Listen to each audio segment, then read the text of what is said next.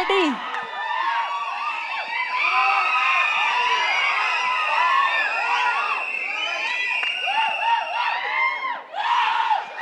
Thank you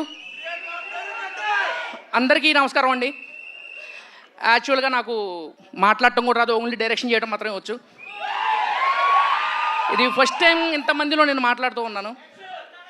ఏది మాట్లాడాలన్నా కానీ ఆలోచించి మాట్లాడాలి. దేనికంటే ఈ స్టోరీ అంత పెద్దది. ఈ స్టోరీ గురించి మనం చెప్పుకోవాలి అంటే డేవిడ్ రెడ్డి అన్నది ఇది ఒక 6 months ముందు స్టార్ట్ అయిందండి. యాక్చువల్గా స్టోరీ ఎంత రాసుకొని 1 year అవుతుంది. హీరో ఎవరబ్బా అని ఆలోచిస్తూ ఉన్నాం. పైన హీరోస్ మనకు దొరకరు, ఇంకెవరున్నారు అని చెప్పేసి ఆలోచిస్తాను. ఒక యాక్షన్ చేసేవాళ్ళు. అప్పుడు భైరవ మూవీ వచ్చింది. సారం చూశాను. మనోజ్ గారిని ఎలా కాంటాక్ట్ అవ్వాలో తెలియలేదు. రామ్ అని ఒక పర్సన్ ఉన్నాడు, అతను ఇట్లా మనోజ్ అన్న కలవాలనుకుంటున్నా అన్న అని చెప్పేసి అన్నాను. చిన్న జస్ట్ నేను ఒక పిచ్ డెక్ పంపించాను. సార్ దాన్ని చూసి ముంబై నుంచి నాకు కాల్ చేశారు. ఒకసారి మనం రాగానే కలిసి మాట్లాడదామని. ఫస్ట్ సిట్టింగ్లోనే స్టోరీ ఓకే అయిందండి. నేను అనుకున్నాను మామూలుగా స్టోరీ ఓకే అన్నారు, సార్ ఓకే అన్నారు, ప్రొడ్యూసర్లు కూడా ఉన్నారు, ఇప్పుడు మనకి దీన్ని ఈ సార్ని మోయగల టెక్నీషియన్స్ ఎవరున్నారని ఆలోచించాను.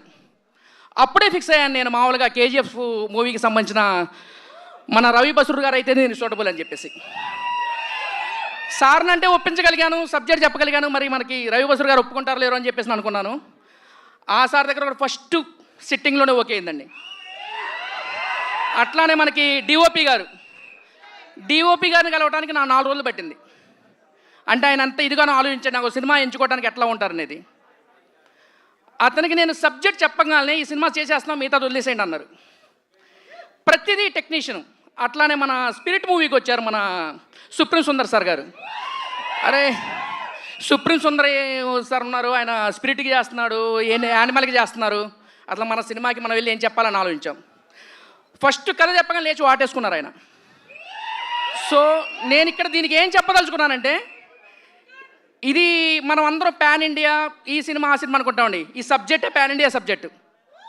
మనకు ఒకరే భగత్ సింగ్ ఉంటారు, ఒకరే సుభాష్ చంద్రబోస్ ఉంటారు, ఒకరే డేవిడ్ రెడ్డి ఉన్నారు, అది మనోజ్ గారు. మీరు కళ్ళలో కూడా ఊహించుకొని ఉంటారండి. ఇది మాత్రం చెప్పగలుగుతాను. ఒక మంచు మనోజ్ గారిని ఎలా చూపిస్తాను అనేది మీకు జస్ట్ శాంపిల్ అంతే. ఇంకా థ్యాంక్ యూ అండి, ఎందుకంటే ఎక్కువ మాట్లాడకూడదు. డెబ్యూ డైరెక్టర్ని. Thank you. గ్లిమ్స్ ఆల్రెడీ చాలా మాట్లాడింది. Thank you so much. ఒక్కసారి మైక్ మంచు మనోజ్ గారి చేతుల్లోకి ఇవ్వరా? ఒక్కసారి మనోజ్ గారు మీ అందరికీ